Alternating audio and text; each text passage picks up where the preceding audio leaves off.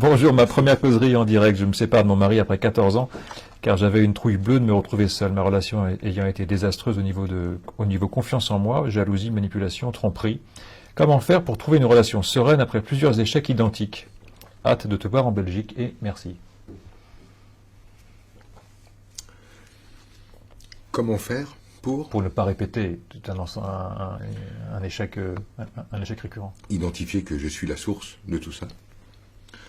Identifier que, effectivement, à aucun moment je souhaite vivre une relation douce et harmonieuse. Ce que je souhaite par-dessus tout, bien plus que d'être libre, bien plus que d'être heureuse, c'est obtenir la preuve que les hommes sont bien les salauds que j'imaginais. C'est ça la preuve.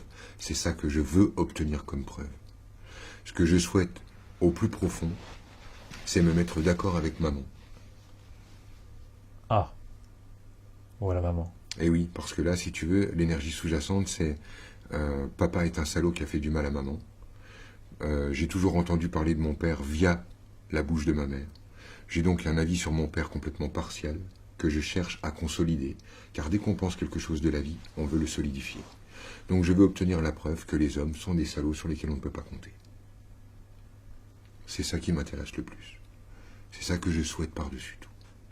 Bon, donc, si jamais elle veut cesser cette répétition, il faut qu'elle change son regard. Cesser cette répétition renvoie sur... évidemment, j'accepte d'avoir créé cette situation de toute pièce afin simplement d'obtenir ma résolution, c'est-à-dire d'avoir raison. Mais non, on peut bien sûr préciser, là je renvoie dans tout le groupe, mais je peux préciser pour elle en particulier. Je crois que ça renvoie chez cette personne sur la croyance qu'elle ne peut pas faire les choses seule. Et si elle ne fait pas les choses seule, c'est parce que c'est le seul moyen pour elle de se rendre compte qu'elle est prise en compte, qu'elle est suffisamment importante.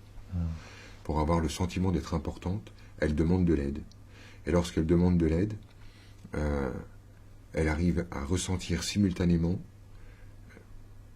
la croyance que elle est toute seule sur le coup et que donc elle a besoin d'aide et que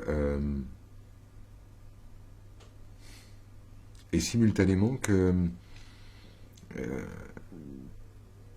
qu'on veut la fuir. C'est ça qui est bizarre. C'est-à-dire que c'est comme si elle invitait des gens dans sa vie pour pouvoir encore avoir le sentiment qu'il fuit. C'est très curieux ce truc-là. Attends. Faut que je creuse là-dedans. C'est venez m'aider pour que je puisse avoir le sentiment que vous vous en foutez. C'est venez entrer dans ma vie pour que vous puissiez encore m'abandonner, s'il vous plaît. Bon, là, à part de manipulation, tromperie, jalousie. Ouais, ben, on est là-dedans. Je me fais croire que je me tape tout toute seule, alors que je ne peux jamais faire quoi que ce soit toute seule. D'accord. Et ouais, alors l'énergie en dessous, comment on fait pour faire bouger ça chez elle?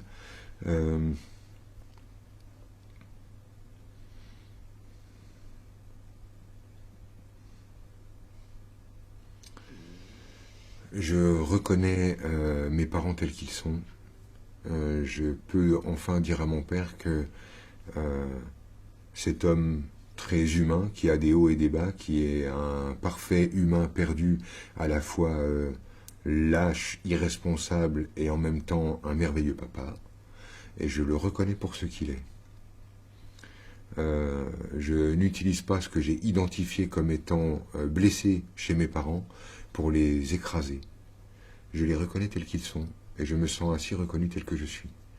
Si tu veux, ça renvoie sur dès que j'accepte de reconnaître mes parents tels qu'ils sont, je peux accepter d'être reconnu tel que je suis. Ça renvoie plutôt là-dessus.